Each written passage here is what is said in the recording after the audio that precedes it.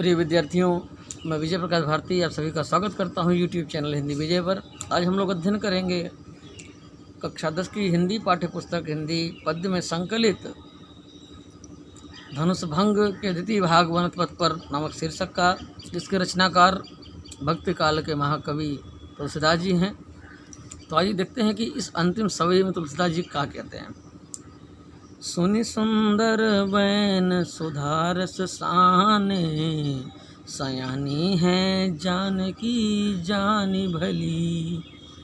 तिरछे करि नैन दसैन, तिन्हें समुझाए कछु मुस्काई चली। तुलसी तहि अवसर सोह सबे, अवलोकति लोचन लाहुअली। अनुराग तड़ाग में भानु उदय, बिगसी मनोमंजुल कंज कली। बहुत ही सुंदर वर्णन तुलसीदास के द्वारा इस प्रसंग का किया गया। तो उसका प्रसंग देख लेते हैं हम कि प्रसंग क्या है। संदर्भ तो आपको पता है, कई बार पिछली कक्षाओं में वीडियो के माध्यम से ने बताया है। तो आइए प्रसंग पर चलते हैं, तो देखते हैं तुलसीदास जी जो ये सवैया की रचना किए हैं, तो इसमें प्रसंग क्या है। प्रसंग आप लोगों को जैसे पूर्व विदित है कि वन पथ पर सीता, राम और लक्ष्मण जा रहे हैं और उनको जाते हुए देख करके जो ग्रामीण स्त्रियां हैं वो आपस में चर्चा कर रही हैं, बात कर रही हैं कि ये कौन हो सकते हैं, इतने सुंदर सुकुमार जो हैं, ये राजकुमार लगते हैं, आखिर जिन्हें आवश्यकता पड़ गई जंगल में जाने की, वो कौन से राजा और रानी हैं जितने निष्ठुर और निर्दयी है। तमाम तरह की बातें वो कर रही होती हैं और उसी बीच वह सीता से प्रत्यक्ष रूप से सवाल कर लेती हैं। कैसे? सुनि सुंदर बैन सुधारस साने, यानी कि जब पिछले पद में उन्होंने पूछा था, पूछति ग्राम वधू सीयसों, कहो सांवरे से सखी रावरे को है। तो जो ग्राम की वधू है वह सीता से पूछती है कि हे सीता, ये बताओ कि ये जो सांवला सलोना मोहन मूर्ति वाला जो व्यक्ति है, तुम्हारा आखिर है कौन। इस बात को जब सीता सुनती हैं तो प्रतिक्रिया क्या देती है, उस प्रतिक्रिया को सुनिएगा। सुनि सुंदर बैन सुधारस साने, सयानी है जानकी जानी भली। सीता जब इस प्रश्न को सुनती हैं तो ऐसे अमृत सुनि सुंदर, सुनती हैं सुंदर बैन वाणी को, वचनों को, सुधारस साने, अमृत से सने हुए ऐसे शब्दों को जब सीता सुनती हैं तो सयानी है जानकी जानी भली। तो जैसा कि सभी जानते हैं सीता बड़ी सयानी है, तो बुद्धिमान है, बुद्धिमती स्त्री है। जब बुद्धिमती सीता ग्रामवधुओं के ऐसे अमृत बरसाने वाले शब्दों को सुनती हैं तो वह प्रतिक्रिया क्या देती हैं। तिरछे करि नैन दसैन, तिन्हें समुझाए कछु मुस्काई चली। अपनी आँखों को, अपने नैनों को तिरछा करके, इशारा करके कुछ बताती हैं। क्या बताती हैं?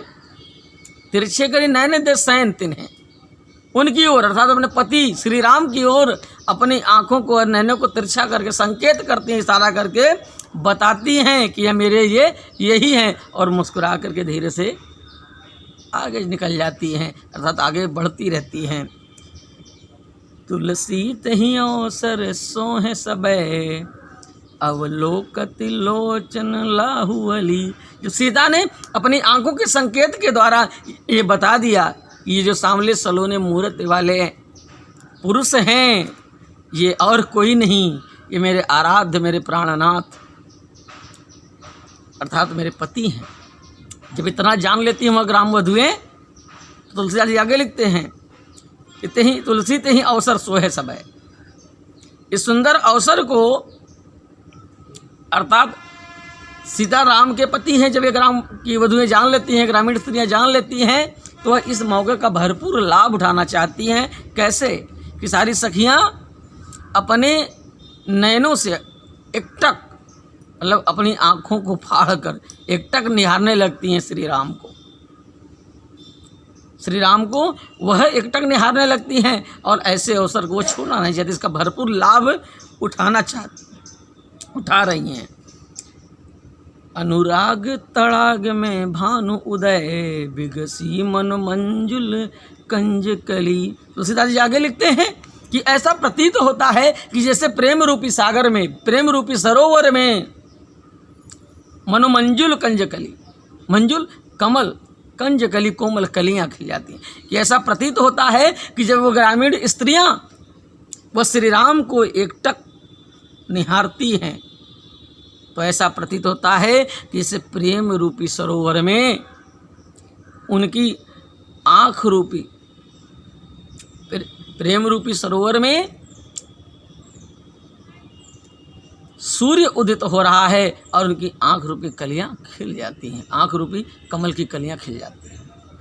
अर्थात कि भाव ये है कि जब ग्रामीण स्त्रियां जब राम को एकटक निहारने लगती हैं तो उनकी आँखें खुली रह जाती हैं। तो तुलसी यहाँ पर उपमा देते हैं कि ऐसा प्रतीत होता है कि जैसे प्रेम रूपी सागर में सूर्य उदित हो रहा हो और ग्रामीण सखियों की जो आँख रूपी कमल की कोमल कलियां हैं वो खिल जाती हैं, अर्थात उनकी आँखें खुली रह जाती हैं। इस प्रकार से यह व्याख्या यहीं पर समाप्त हो जाती है। तो इसके काव्य सौंदर्य को देखते हैं तो काव्य सौंदर्य इसका क्या बनेगा, तो भाषा वही सरल सरस ब्रज है, रस यहाँ श्रृंगार हो जाएगा और छंद सविया है, शैली मुक्तक और चित्रात्मक हो जाएगी। यहाँ पर अलंकार इसमें अनुप्रास, रूपक और उपमा के साथ उत्प्रेक्षा आया है और शब्द शक्ति, लक्षणा और अभिधा का प्रयोग हुआ है।